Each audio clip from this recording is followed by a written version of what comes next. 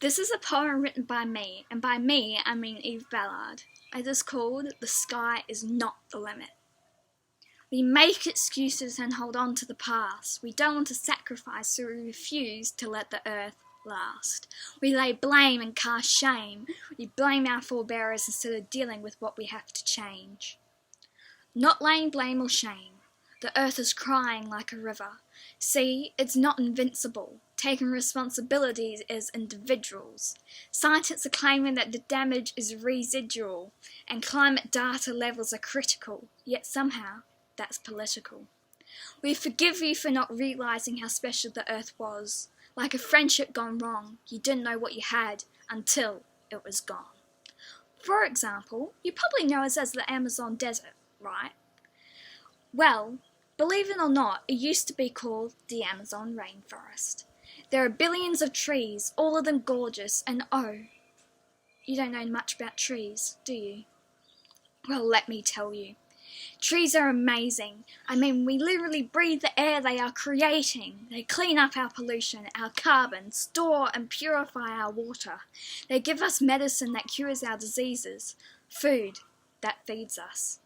But I'm sorry to say, we burnt them all down, cut them down with our brutal machines.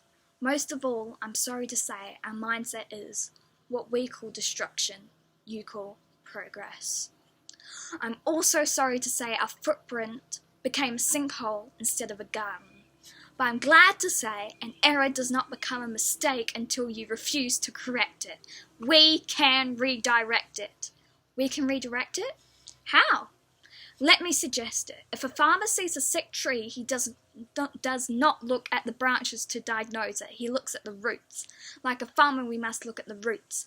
We are the roots. We are the foundation. We are the generation. It is up to us to care for the planet. It is our only home. We must globally warm our hearts and change the climate of our souls. We are not apart from nature. We are a part of nature. Our earth is crying. We need to embrace her and wipe away her tears. I have to hit the park just to see a tree or two. We look at nature like we're going to a zoo. Our world was wild and free before the shopping malls, before the supermarkets, before the designer shops, before the highways, before the fast food, before the animals that roam over the freeways. We live around a bunch of dead things these days. It's not an argument for better or worse. It's an observation in how you've been treating Mother Earth. We always seem to mistreat the things we love the most first. We will fight to the death for the planet that we hurt. We've got to take ownership for what is ours to protect. Look at all the species on the planet that are dying. The reefs, the honeybees are all mysteriously gone. It is an unfortunate fact that we have not taken good care of the land that has been placed in our hands, but there is some hope. Growth without a conscience is completely unsustainable. Soon all we'll see is concrete and cars, and when we see an animal, it will be a movie star. Even though youth are only 20% of the population, they are 100% of our future. We have a voice and we can make a choice. Young people can make a difference to the planet. The sky is not the limit.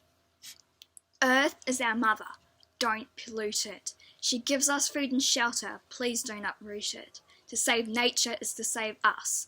What we are fighting for won't matter in the least. If we don't all work together to save the environment, we will be equally extinct.